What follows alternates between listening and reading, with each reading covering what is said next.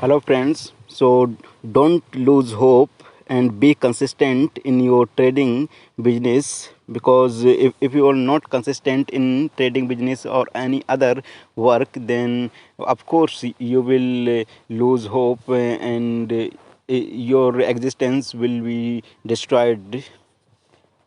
So, in my opinion, you have to be consistent in your work, whether you are trading or doing any work. So, let's start my audio program. Section 2, Skills You Don't Need. Chapter 14, The Worst Mistake You Can Make. I have lost count on how many traders I have seen this happen to.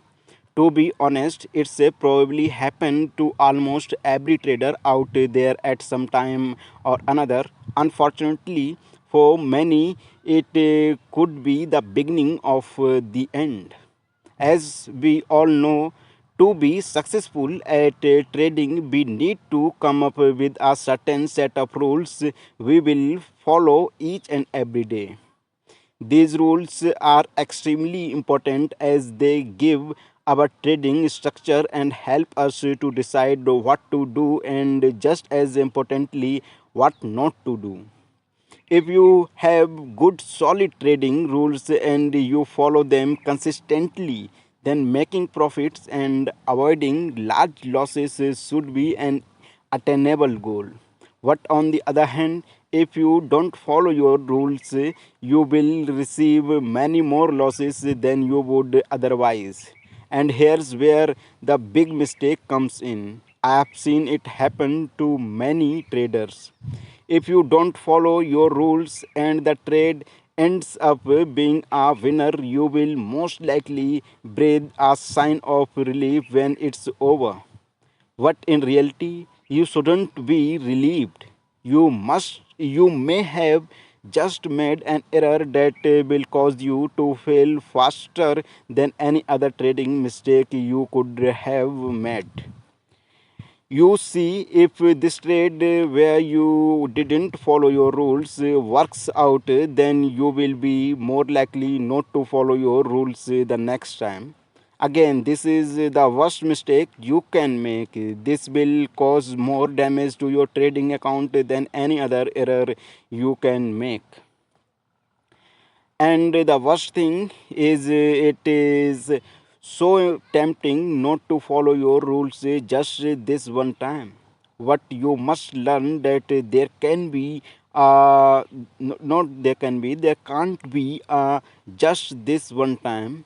You must follow your rules every time without exception.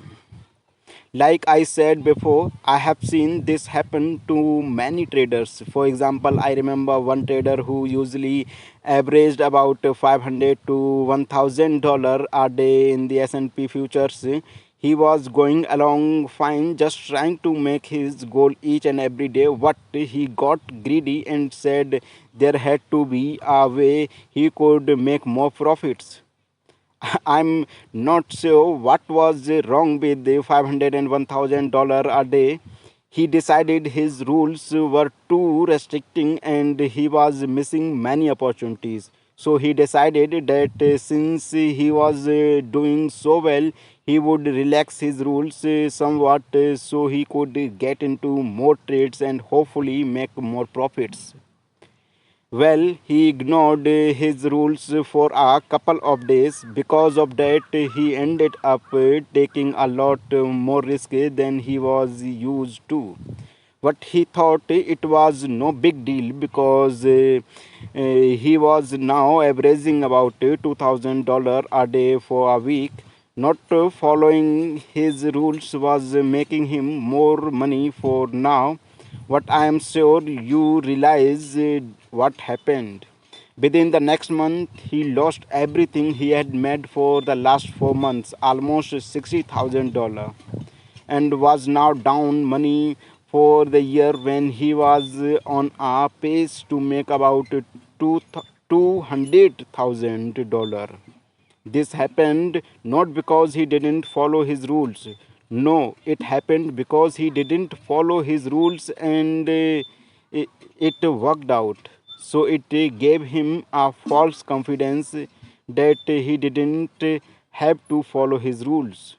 I am sure you will go through a time in your trading career, if you haven't already, where you will be tempted to not follow your rules just this one time. I can't caution you enough how big of a mistake this can be, especially if it works out and you make a profit. Making money on this rule breaking trade could very well be the most expensive profit you ever made. It then can easily reinforce you to not follow your rules the next time.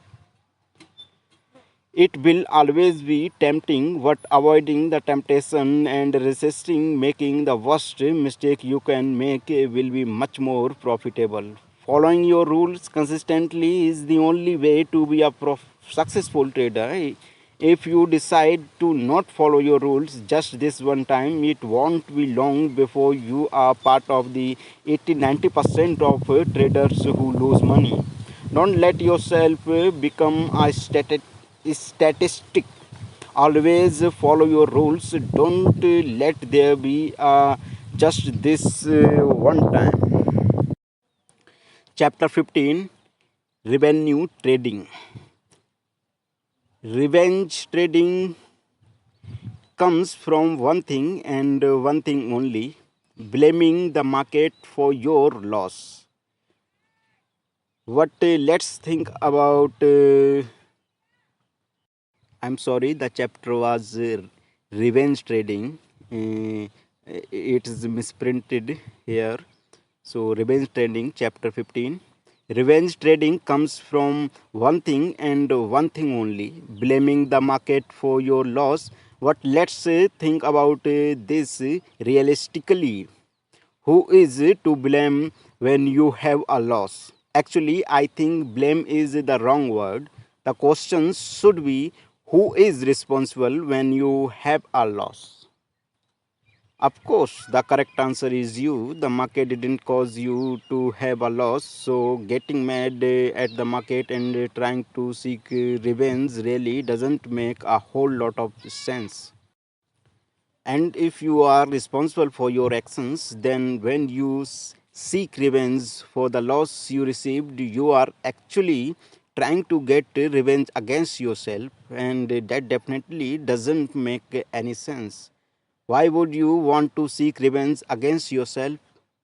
But that is exactly what you are doing when you get mad at the market and try to get your losses back in almost a vengeful way. If you are frustrated and angry, you are just going to make trading mistakes that will most likely even cost you more money. Many people are confused at why revenge even comes into play during trading. But it's really very simple. Think about gambling, for example. You can only lose what you decide to bet. When you bet the money, it's easy to take responsibility for your losses because most likely you had to actually physically place the bet on the table, and you can only lose what you decided to risk. But obviously, in trading, it's much different. If you don't or can't get out of a losing trade, you can lose much more than what you originally planned to lose. Even with the stop orders in the futures markets, there can be slippage involved that will cause you to lose more than what you planned. Then it's easy to blame the market for those losses. The markets took your money. This is definitely where the revenge factor comes into play.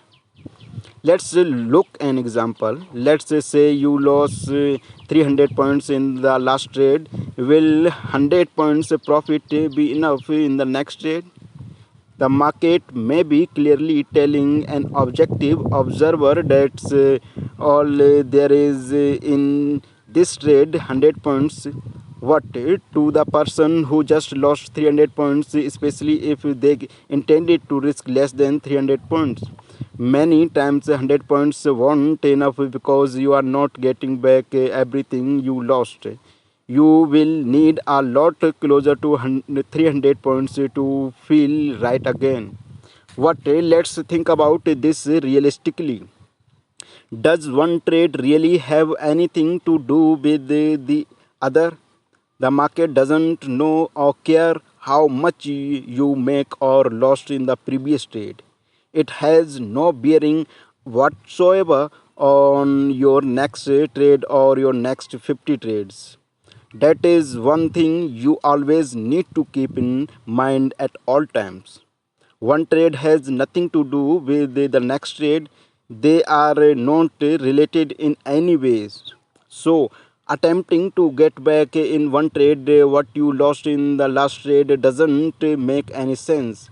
You can only profit from what is available in the current trade, and again, it has nothing to do with the trade you were just in. When you feel compelled to get back what you just lost, you try and take on the market almost as if to challenge it to a fight. That is certainly the wrong attitude.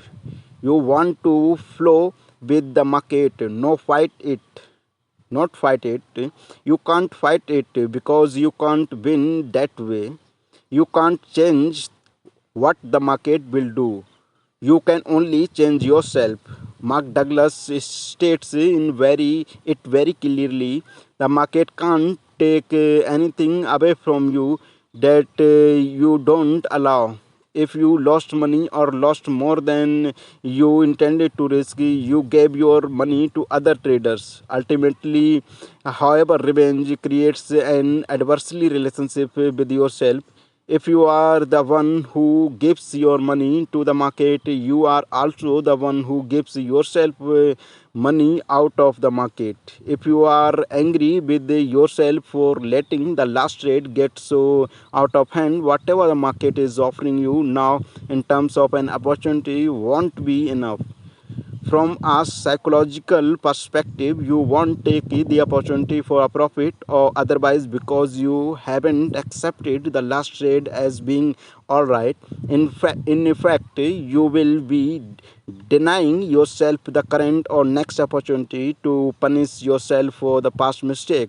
In reality, you can't get back at the market, and I believe in revenge only allows you to get back at yourself. I think it's probably obvious to most people that trying to take revenge on the market is bad, but I hope you now realize that when you are trying to get revenge on the market, you are really only taking revenge on yourself. Chapter 16: Bissing, Hoping, and Praying. Remember earlier we talked about how important it is to be an active winner and loser. In other words, you must act to take profits and act to get out of losing trades. You cannot be passive with the market, and that's exactly what bissing, hoping, and praying does. It makes us passive. In general, there is nothing wrong with the wishing, hoping, and praying. We all hope and wish certain things will happen in our lives, and that's fine. But there is no room for it in trading. The problem comes when we wish, hope, and pray that the market will do what we want it to. This puts us in a passive relationship with the market. Thus, we don't become an active winner and loser. When you wish, hope, and pray that the market will do a certain thing or move in a certain direction, you are shifting the responsibility to the markets.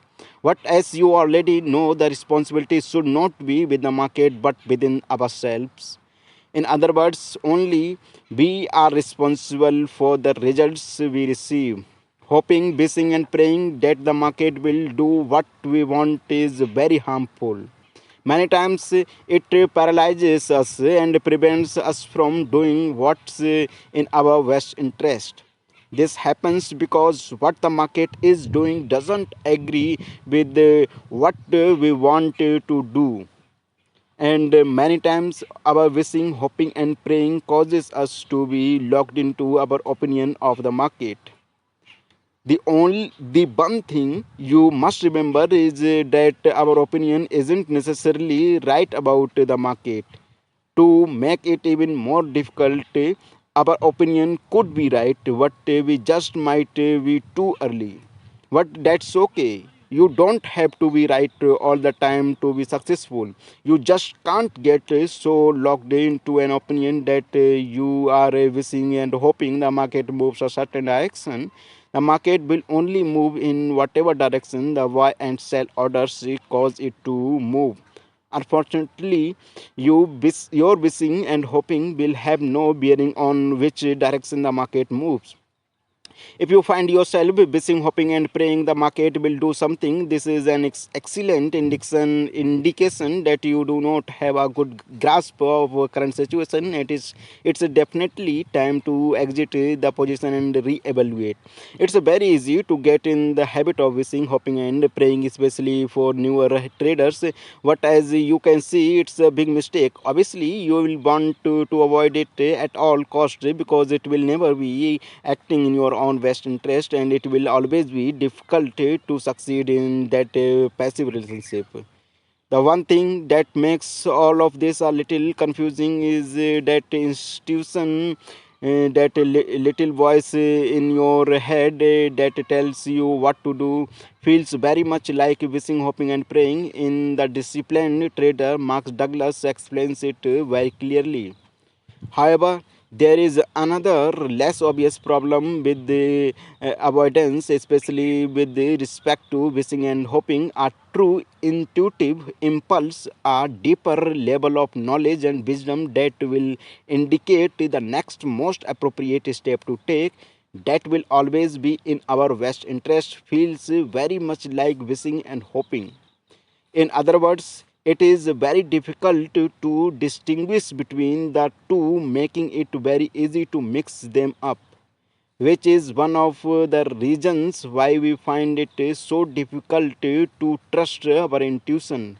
The way you can know for sure that the way you can know for sure that you are getting a true intuitive impulse is to clear out of your mental environment anything that would cause you to wish and hope that something will happen instead of confronting the issue head on to find out what needs to be done. You can wish and hope that the market will come back, or you can cut your loss and make yourself ready to take the next opportunity. Requires that you change anything in your mental environment that would cause you to avoid confrontation and consequently wish and hope.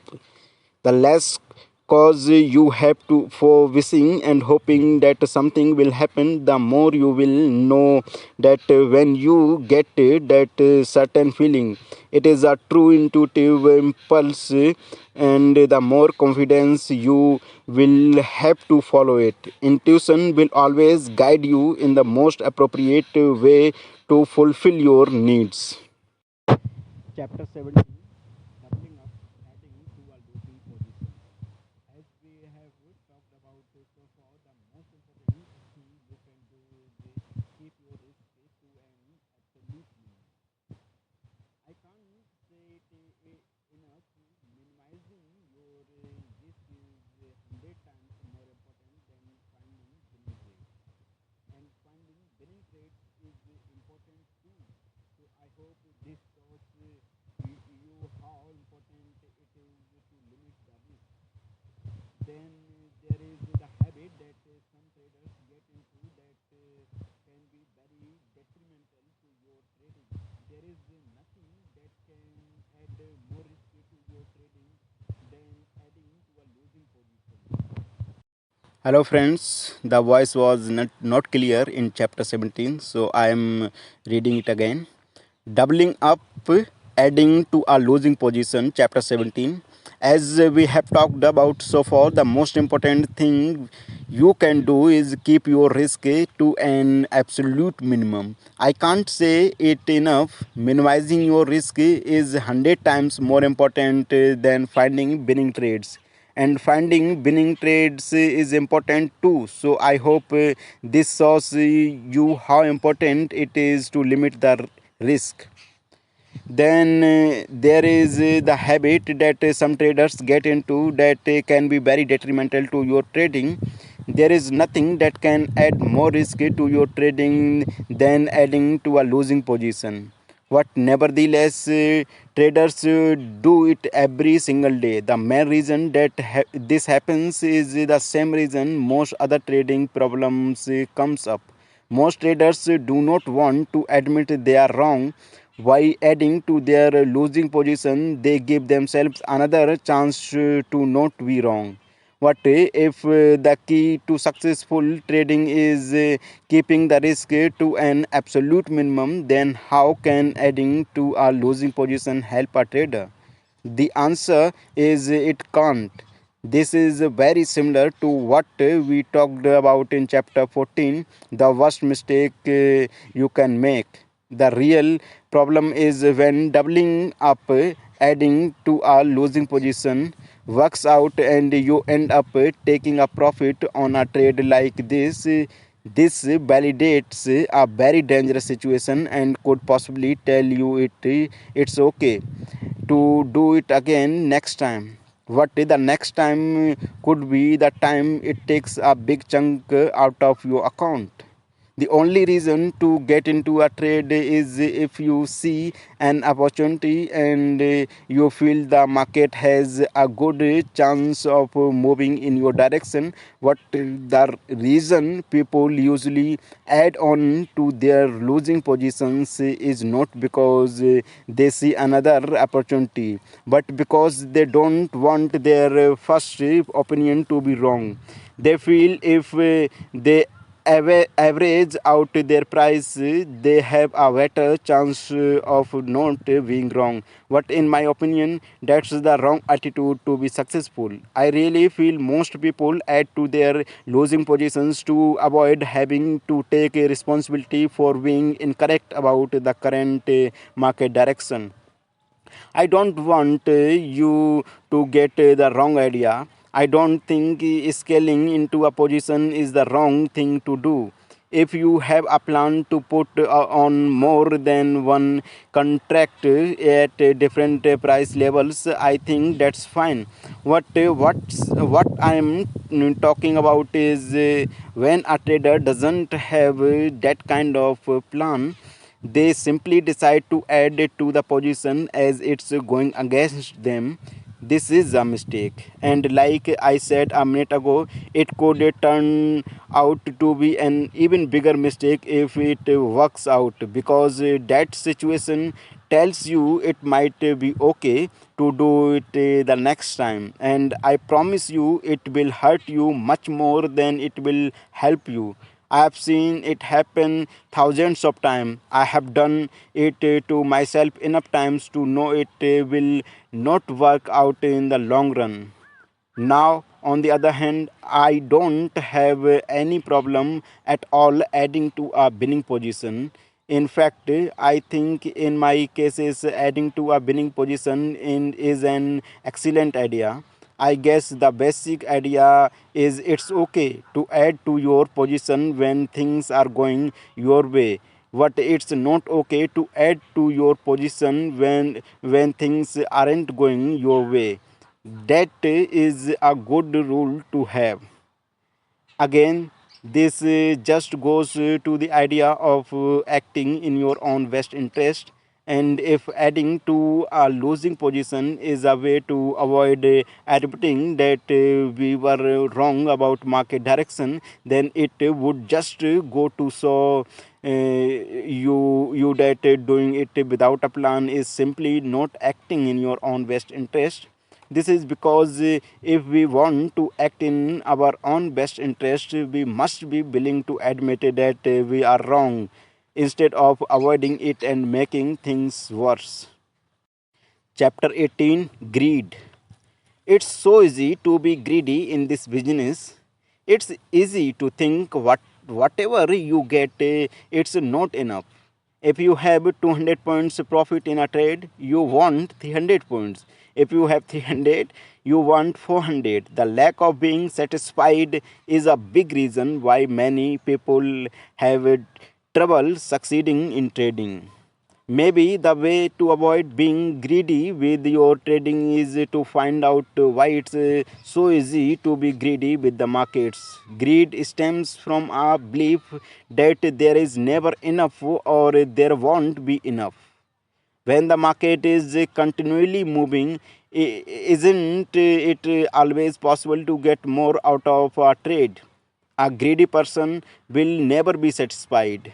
They will always want more no matter how much they have. It seems the reason people are greedy when trading is because they take non market factors like how badly they need the money, what they need it for, can they afford to risk it, etc., and apply them to the market and their trades.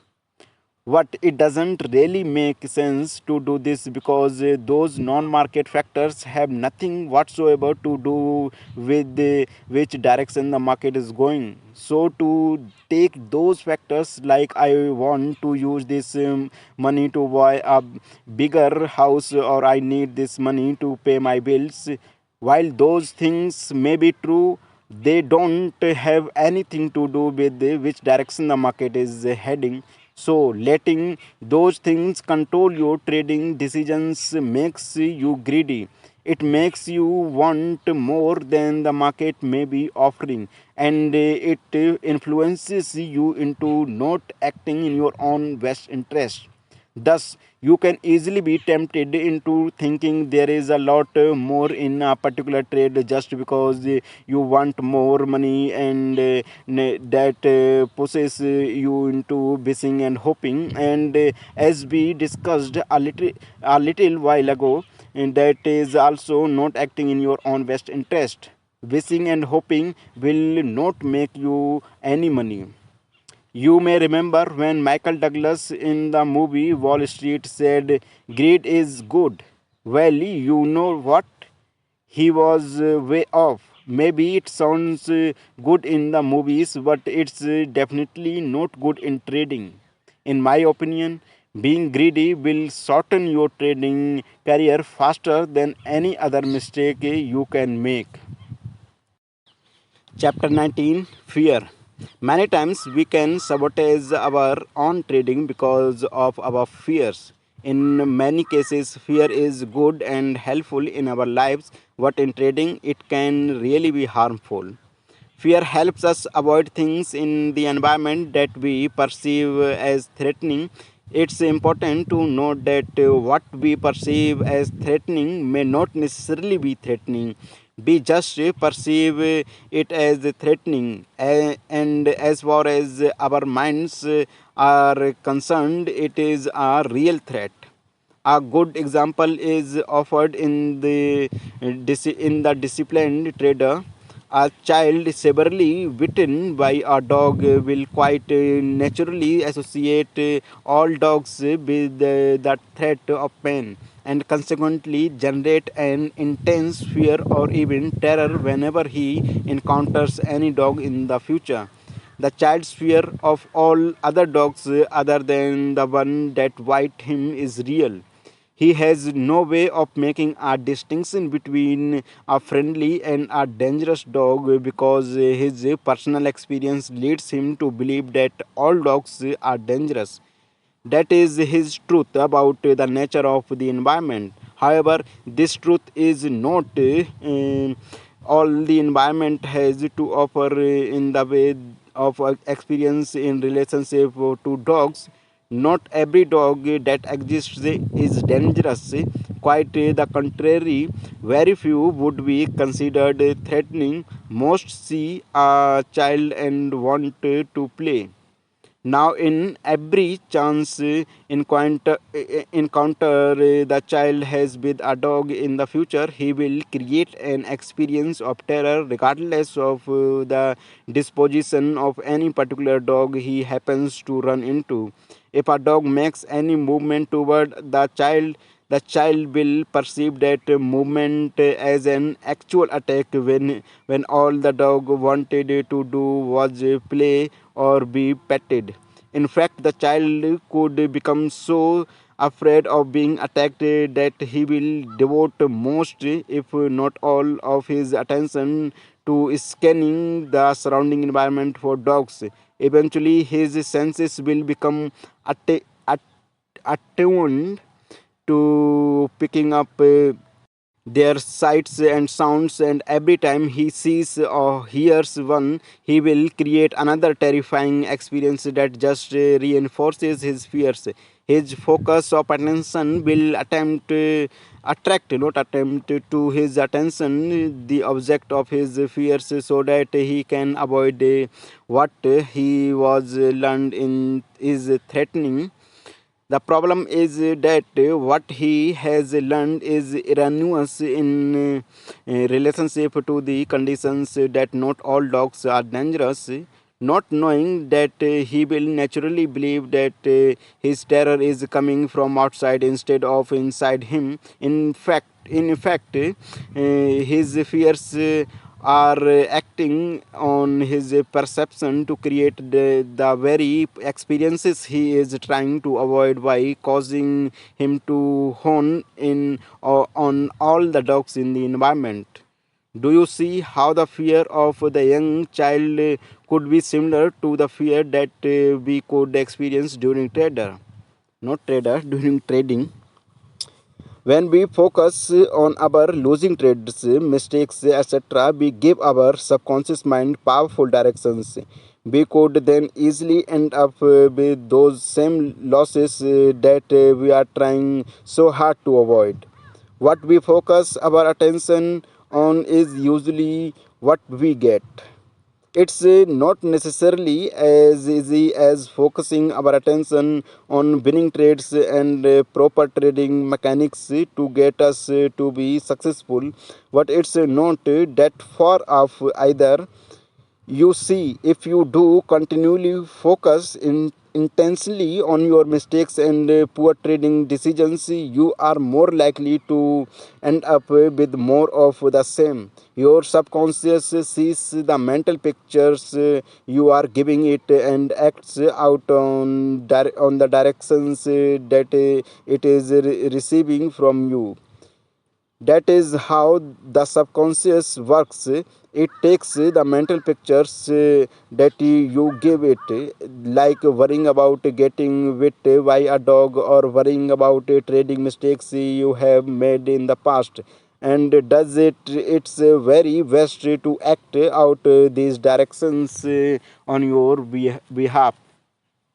As you learn in section 3, your subconscious does not care if you are giving it directions that are not in your best interest. It simply attempts to follow the information it is given, regardless of whether or not it is really helpful or not. Just like in the dog biting example, the child sent directions to his subconscious that all dogs are threatening to him.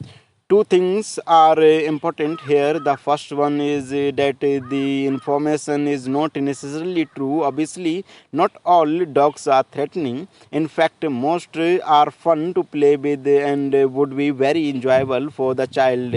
And the second important thing is that this information is not hopeful to the child. Obviously, the child would be happier if he were able to have a friendly relationship with most dogs than to be afraid. But nevertheless, as far as the child is concerned, the information that all dogs are threatening is very real and true. There are still other ways our fears cause us problems in our trading. Remember, our fears act as a warning mechanism to help us avoid what we believe to be threatening. One way many people do this is to avoid information that would be threatening or against our current opinion. Instead of clearing, seeing all the different pieces of information that would help us make good trading decisions, we do just the opposite. We ignore important pieces of information that would be threatening to us. When trading, this can be very, very dangerous and it will never help us act in our own best interest.